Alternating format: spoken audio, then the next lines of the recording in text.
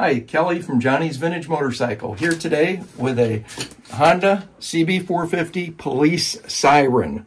This was used on Honda CB450 police bikes, we believe from the 1960s up to the early 70s. This is driven off of the rear tire.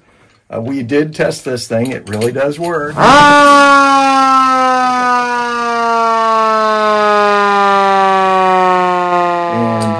You may know more about this than we do. Perhaps in the different years they changed the brackets and so forth. We don't know.